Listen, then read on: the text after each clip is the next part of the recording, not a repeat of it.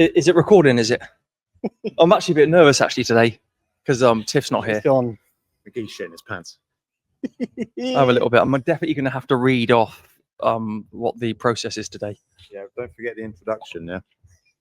Don't say too much. Give me the mic. You're the guest. All right then. We are super happy today because we've made it to episode 4.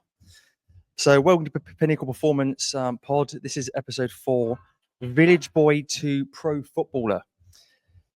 Today we are missing Tiff, so I'm replacing Tiff today, which is super cool.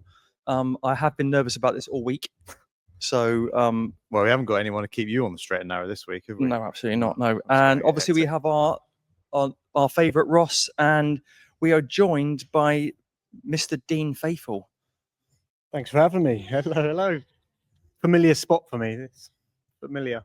The Pinnacle Performance Pod is our official podcast from Pinnacle Performance, a space to share real stories, coaching wisdom, mindset shifts, and everything in between. It's not about shouting over the other, well, maybe sometimes. It's all about honest conversation, practical insights, and building a strong community inside and outside the gym. We all start the first thing off, don't we? We all start about learnings, didn't we?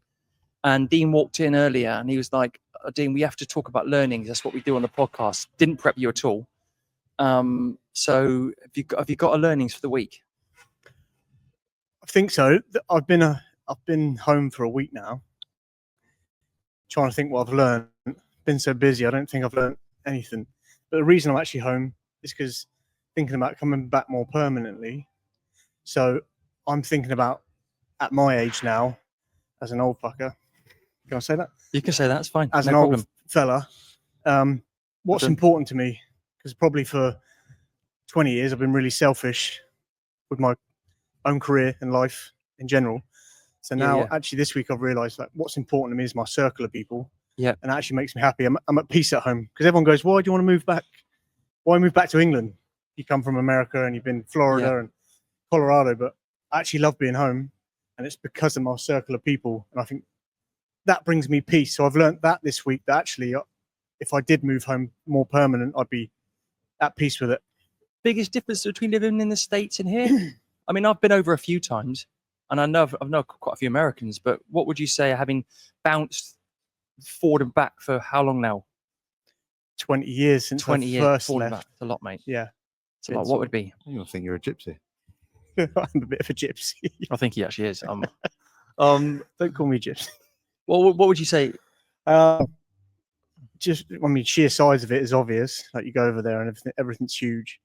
I feel like I think when Americans come here, they're surprised at how small and shit things are. And I mean that in a good way. It's like, but it's authentic. Do you know what I mean? It's us, it's British, it's English, it's what it is. But when you're over there, everything's a bit newer, a bit flashier, a bit easier to get around. For sure. You've got everything you need, convenience. Whereas here seems like, I don't know, so it's different in that way. Probably the biggest difference. Like, I know so many people at 16 had new Mustangs and new Hummers. Yeah. You know, my first car was for 300 quid and it was a Fiesta. It was had a choke. You had to start. I mean, it's the differences in that. I think there's a lot more money out there, and they just live it differently. That's fine. Ross is going to say, what you've been prepped. So what's your learnings this week? Well, before I get into mine, I just want to flag up Dean's fiance over there that laughed at the "everything over here is small and shit" joke. She's now pretending to ignore me. Wait. But my learnings this week are more they're negative again. So I'm going to go down a positive route and actually do a little plug for a class that Steph, one of the other coaches here, and myself are going to fire up in August, if that's all right with you. You can do whatever you like, mate. It's learnings. It's fine. Okay. So we're going to fire up a class. We're going to call it August Athletics. It's really designed to fill in the gaps between kind of weight training and conditioning and just get people moving again. A little bit out of the box, sort of thinking, you know, a bit of plyo-based stuff, a bit of running involved as well. Sort of geared towards the person that is either lost sort of athletic ability they once had or wish they had athletic ability, to sort of get them put them down, start them down that road. Probably be geared towards midday-ish, Tuesday, Thursday, tenner a session. Be there or be square. There will be more info, obviously, going live soon on socials and whatnot, but that's kind of where we're at with it at the moment. Yeah. So I think my learnings this week is something quite close to my heart. Is there's a lot of, if you speak to a lot of people that talk about investments and what you should invest in yourself and what you should do, and one of the subjects came up was buying a house, owning a house, and that you shouldn't do it basically, and you shouldn't invest your money somewhere else. Really? And that you'll spend like 15, 20 years paying the interest off before you start paying the house off. But there's something to be said, isn't there, for actually knowing that you can always go back to a house that you own, and not be moved on. And that's my learnings. That's a pretty big learning, yeah. Tent in the woods, then, is it? No, and that's cool. I think at the end of the day, life isn't perfect, is it? Isn't it? And I don't have any regrets in my life. But if I could rewind something, I think it's good to invest and put your money places, whatever it may be. Have a good time, get things off your chest. I definitely was stupid when I was younger. I was in the army, wasn't very educated that well, and I did various different things. But putting into a house would have been something I would have done. I think that's. Oh, here we go. Sorry, mate. Thank you. I was just going to say, like, as three men here, speaking from a man's point of view, I think I want to own. I'd like to own a house because then it's mine, and that's my area to protect. Going back to like caveman thinking, caveman there, that's very caveman, yeah. But I think there's something to that too. I mean, that's mine. That's my house. If you rent somewhere, it's not always yours. It's like, so eventually ideally you do want that piece that's mine, and I'm going to protect it. I'm going to put a fence around it, and everyone else can. Oh, the reason why we went down that route is because I have such a large family. with renting, you can bounce, can't you? You can bounce. You can move on within a year or whatever you've done, and you can then go to somewhere bigger and go down that route. It is quite hard to buy a 2-bed, then you need a 3-bed, then you've got to buy, and then you're in a chain, then it becomes complex, doesn't it? It's not say there's one's right and one's wrong, but there does come a point where you think to yourself, I need to sort of stick myself somewhere, and like you say, feel like you've got your own pad. Yeah, I've heard about the things you're talking about, where you rent and then you invest the difference. Yeah. So let's say your rent is cheaper than your mortgage, and then you invest that extra change you'd have, you invest that, right? Yeah. And then over 20 years, you've got way more money than you would. Yeah, of course. In equity in a house, but yeah, and it compounds over time, doesn't it? But yeah, own a house. Yeah. Well, today is episode 4, and obviously it's Village Boy to Pro Footballer, so I really can't wait for this. So for the next sort of period, we're going to talk about Dean going. Is that Village Boy or Village People? Just want to get that one clear. It's Village Boy. Okay, carry on. We're going to talk about Dean. We'll just freestyle a little bit here because you have a very interesting life, going from playing football with Sholing, obviously they're just up the road, pretty good local team, aren't they, to making it as an American football kicker. Now, where do we start? Firstly, let's start at Sholing. What happened there? How did you get to playing for Sholing, and what happened? Yeah, I wasn't a brilliant footballer or soccer player. I was all right. I was just tackled, and back in the time when you could tackle and smash a ball 50 yards and have a career out of it. But yeah, sort of got into Sholing just before I went to university. I was there at like 16, 17, and then 18, 19 went to Florida Tech. But yeah, just wanted. I always played for Hedge End Rangers, like the local crap teams, and then I found my way to Sholing, which was actually a good, really good standard. And then that pushed me to, and I ended up getting we'll call it soccer for the point of this podcast, right? It's ended up getting a soccer scholarship in Florida. So that was my transition from Sholing to Florida Tech. So I did 4 years, and that was with Smithy. Me and Big Dan moved over. Yeah. How do you get from that point of like Sholing and knowing that you can kick a ball? I mean, there must have been a point where someone's shown you, or you've just gone, oh, that looks really cool. Oh, to be fair, because it's very specialist, isn't it? At that point, it was still football, still soccer. Okay. So I actually so we can fast forward this. I had like 8 years of playing AL football. Yeah.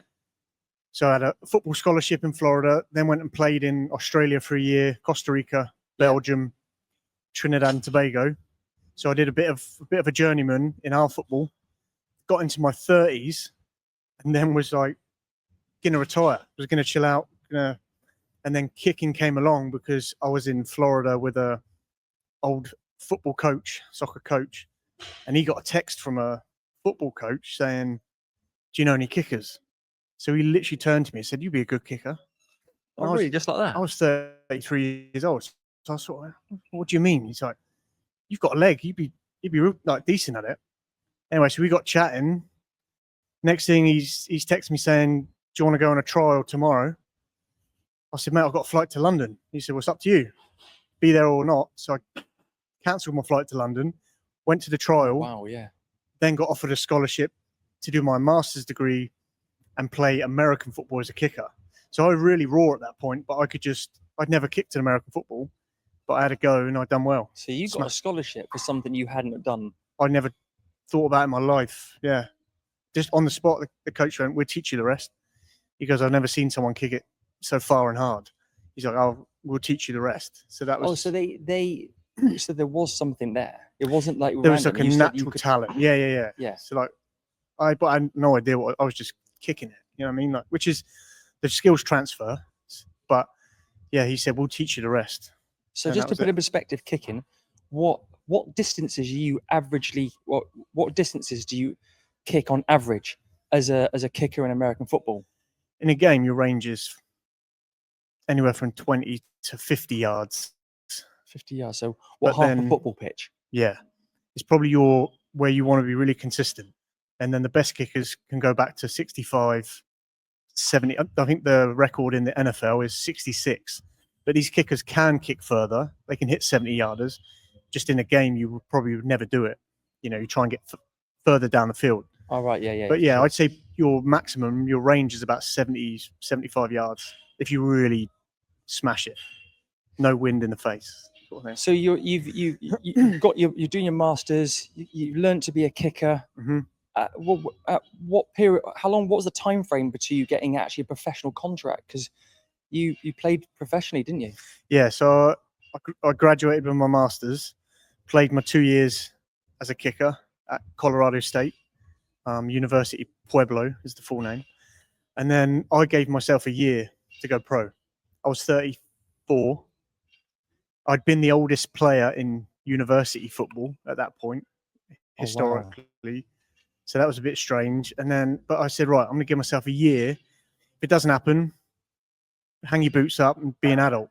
You know what I mean? Grow up, because you're going to be 36, 35 the next year. And it was actually a year to the date, pretty much, I got signed. There was a draft. They call it a draft, where they pick players from a pool of players. Yeah. So I got drafted in May 2023. Oh wow. Yeah, so I got drafted into the pro leagues in the Canadian Football League. So I spent that whole year just training. I'd actually saved up to go. I flew to LA, went on a open tryout, they call it in America, called a tryout, and just kicked. Wow. Slept in a hostel just to kind of make it work. And then yeah, they signed me off of that. They saw me kick, and I got signed a month later in May. So living in a hostel. Well, I stayed in a hostel. Yeah. That night before the trial, but I was sort of sleeping in the back of I got a Ford Explorer, so I would drive around Colorado coaching, sleeping in the back of it, earning money, and then just making my money, saving up enough to get to LA. And then What when you say making your money from? just coaching. Oh, okay. Individual private coaching. Yeah. So you've gone kick, and then you're actually teaching kicking. Yep. Yeah, during that time as well, because I thought, going pro is a big target. If it doesn't happen, maybe I can coach the younger ones and give them an opportunity. So I created game day kicking during that year. I was sat around, and I just thought, all right, I'm going to create this kicking company. What degree did you do? Because obviously, you've gone from obviously your experience. You've done all of that transition. You're 34. At that point, yeah, that 34, and now you've got your own business. So obviously, you're trying to make a business. Yeah. And what's it like having a business in the States? I mean, it's. I think it's the same as everywhere a little bit. It was easy to get started. I set it up in Colorado, and I'd already had an easy kind of, not easy, but a good plan of what I was going to do. You know, I'd already kicked in university. All I've got to do is go out there, market myself, and sort of push this individual training, and people will come. And it did take a while for people to, you know, it's word of mouth. You train one person and they say, oh yeah, go use Dean, and slowly built that up. So I have a good reputation now in Colorado for my private training. And then obviously I banked on myself going pro a little bit, because I thought if I get to play a couple of years at professional level, that's even more validity. That makes my business even better. So yeah, luckily that happened, and then game day grew from there because I'd played professional. So then all of a sudden you got loads of people that want to work with me for an hour. For sure. Yeah. It must have been, was it challenging keeping yourself in one piece? Because obviously, you know, you're not young. That's quite old to be in American football, isn't it? Ish. 34-ish. Ish. It is. What I'm saying is you can be in really good shape at that age, can't you? I mean, Ross, you know, we talked about it when you were on about, you know, rugby. What age are you at your prime in rugby?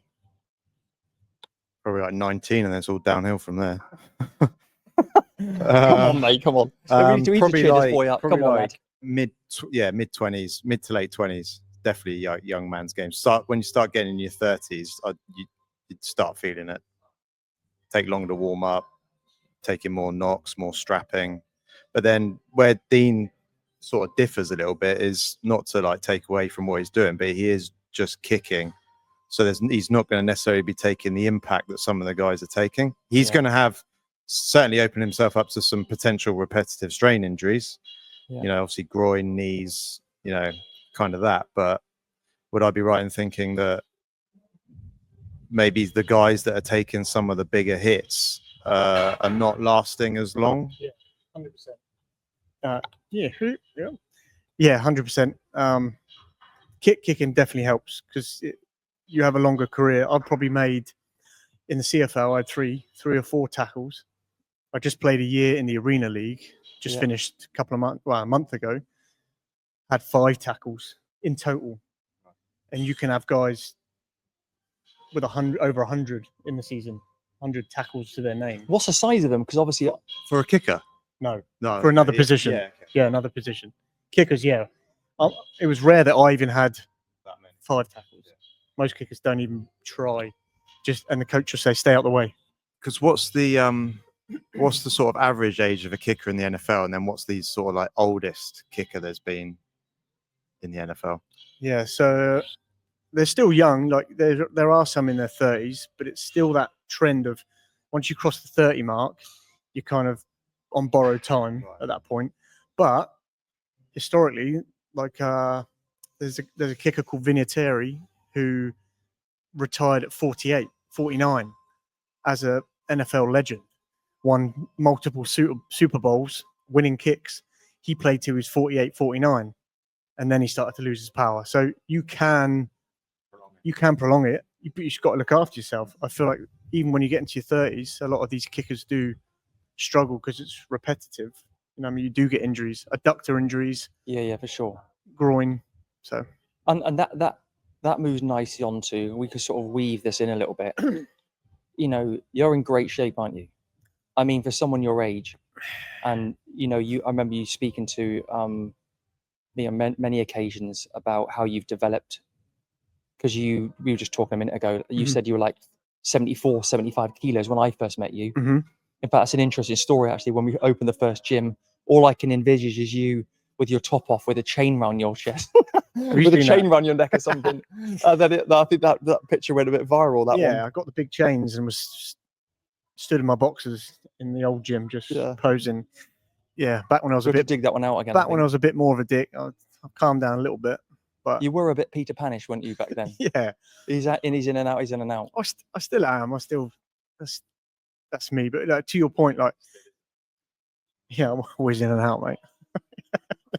I've got, me personally, I've got better as an athlete as I got older. Yeah. I think when I was not 18, 19, 20, I was probably a bit gangly, a bit useless, skinny. Yeah. Still fit. Well, I did boxing as I was growing up. So I was fit at that age. but just had no sort of muscle, and so I've got better, and especially being a kicker, it's helped me stay healthy because I'm not getting tackled. I'm not running. Maybe if I went and run around the field, I'd probably be stuffed. I'd be for sure. 10 minutes in, I'd be blowing. But as far as like physically, I feel better than ever. It's down to this place actually as well. A lot of the work that I've done in here. Because obviously, you know, Dan, who was, or still is my wingman, but been an absolute rock in the gym for what years and years now. He's obviously a really good friend of yours, isn't he? Mm-hmm. And he's pretty much looked after your program for all those years as well. Yeah. One thing I was going to say is obviously, you know, you getting programmed by Pinnacle Performance and Dan, you know, and having this environment.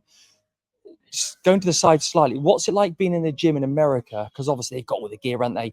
What's it like being in the gym in America? You're the kicker, but then these people, excuse my ignorance, I don't understand American football in terms of size.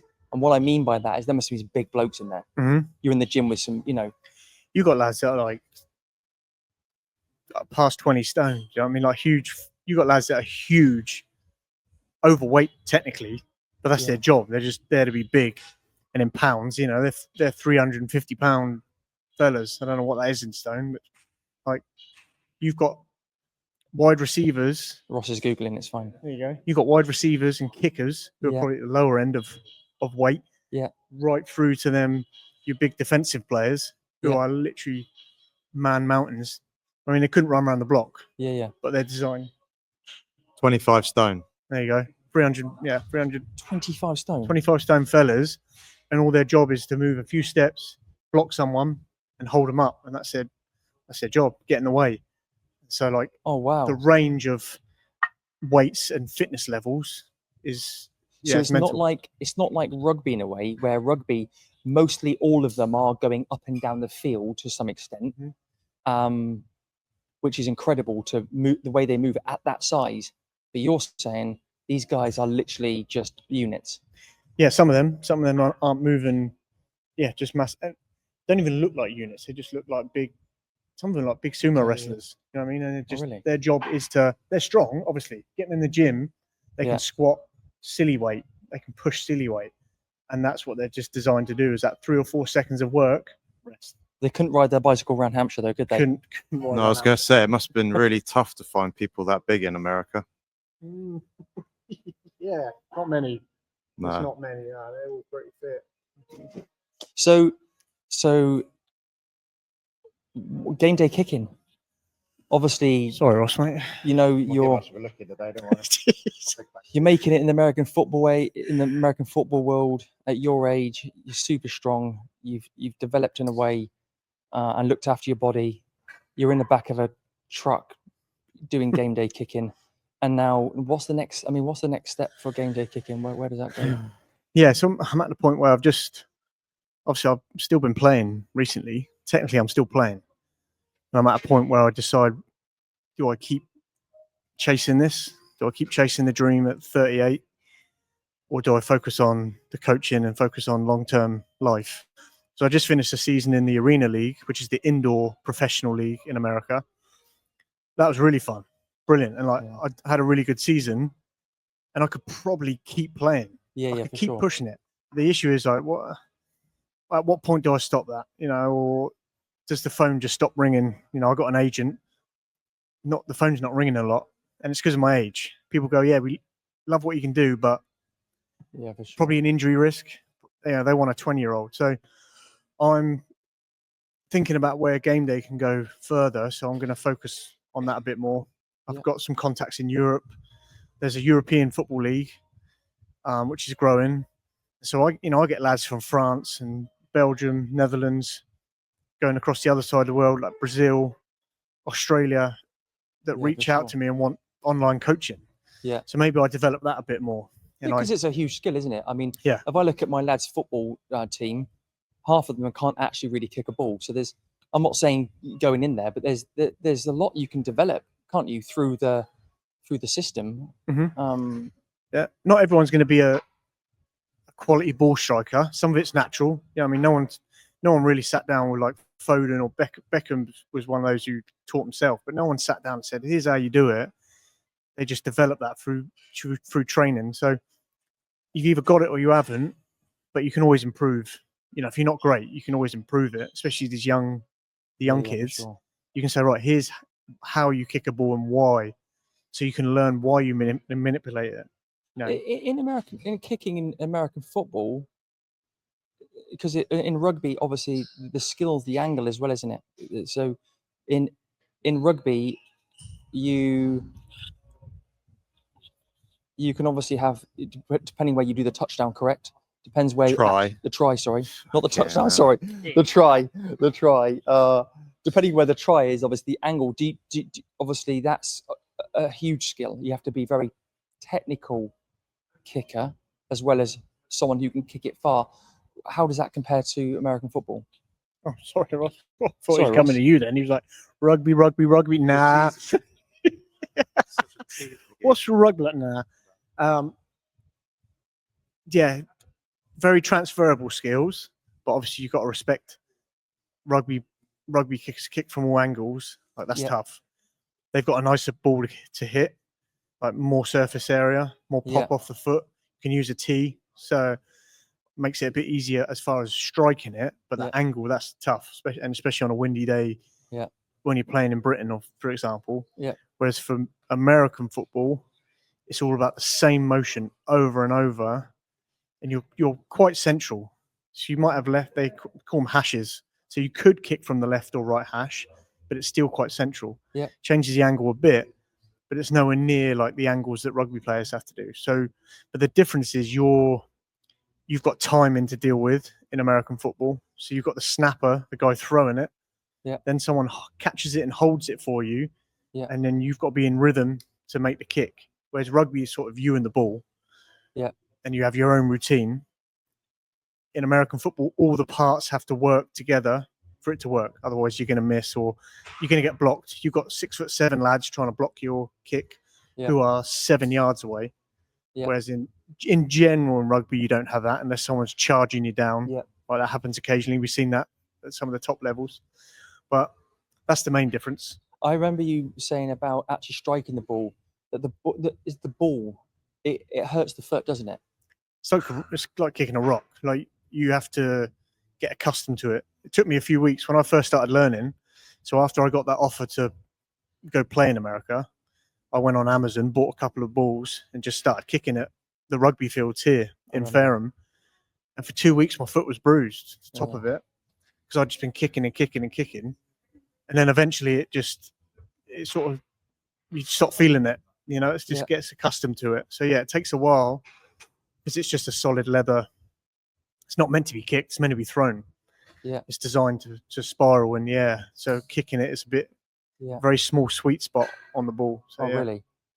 Yeah, same as rugby a little bit. It's a little bit big on a rugby ball, but small sweet spot. And if you don't hit it, you're not getting it right. So that's where like the accuracy comes in. You've got to practice and practice to hit that same sweet spot. Obviously, weight helps that, doesn't it? You know, being a bigger guy, being stronger. And we talked about you being, 74, 76 kilos. What are you now? What do you sort of hang out at as a kicker? During the season, I was 199, rocking between them. Oh, really? Now I'm probably 95, 96, probably. Still heavy. Yeah. How many Wendy's did you smash to get to that? 5 guys. Yeah. How many? Same time, mate. That's funny. How many calories are you having to eat then? Like what to get through? Well, because honestly, quite a lot. Yeah. The reason why I asked that because obviously, I'm a duathlete, so triathlete world, and obviously doing a lot of endurance sport. Mine's obviously burning energy over time because going out on a ride could take 5 hours, about 1,000 calories an hour. It's about 5,000 calories I need. Plus, you need what you need to sustain for the day. That's probably 2,000 for someone like me. So in some days, I need about 7,000 calories. Going to the other end of the spectrum, big guy, rugby, what sort of calories are you having to sort of Probably. I mean, there was a point where I was very, very high protein. It was sort of a trial period, so like very high protein and sort of cut the carbs down just to see how it affected me. So then I'm at about 3,000, 4,000, which was still tough for me to do on a high protein diet. Yeah, for sure. Obviously, if you chuck your carbs in, you probably hit that pretty quickly. Yeah, so sure. around there it was probably 3,000 mark. But then I'm trying to hit in grams, trying to hit the same amount of grams as my body weight, trying to hit 100 grams of protein. Wow. You know what I mean? Was it 200 grams? Was it two? No, I'm confused now. So in pounds, I was about 220. Yeah. And I'm trying to hit that in grams of protein. Okay, it's cool. So that makes more sense. Yeah, I'm trying You to. spent too much time in the States, mate. Going backwards, I'm used to pounds. I don't even know what I weigh in. I'm about 15. I don't know. Making it up. You're a big lad, mate. Not that big. Smithy's bigger, isn't he? Built like a washing machine. Oh, he's lost a bit of weight. That's so funny. He's trimmed down, isn't he? Well, small now, isn't he? Yeah. Little lads, leg, big bollock. Thank you so much for that. It was unbelievable. So we've gone from like Sholing football to American football. Sholing Football Club, to American football. Bit of game day kicking, where that's going. I'm looking forward to that, and what you decide to do with that going forward. I think there's a huge market for it in the UK, and also it'd be great to see you around the gym a bit more as well. Yeah, because you always make everybody smile, mate. When they're in there. Yeah, I dick around a bit too much now, but no, I like being here. It's nice to be back, get back into training mode. It's a nice normal gym. It's Big Mick over there. I've missed him. Michael, for our viewers. Yeah, I miss Big Mick. He's a good lad. But yeah, no, be nice to come back and see where game day can go, because it might not just be American football. You can go across our football and rugby and just work at ball striking. Yeah, for sure. And we'll see. It might be sustainable in the long term, hopefully. Yeah. And whole of Europe. Well, from myself, Ross. I'll say something. Yeah, I'm still here. Hopefully I'll have a bit more of a talking part next week. Well, a bit of an extra today, but it's all right. It's all about you, isn't it? This podcast, apparently. Thanks very much, Ross. You were integral to this podcast. He was. Cheers, guys. And no worries. Dean, thank you so much. He's going. He's off. Thanks a lot, everyone. Cheers, mate. Appreciate you.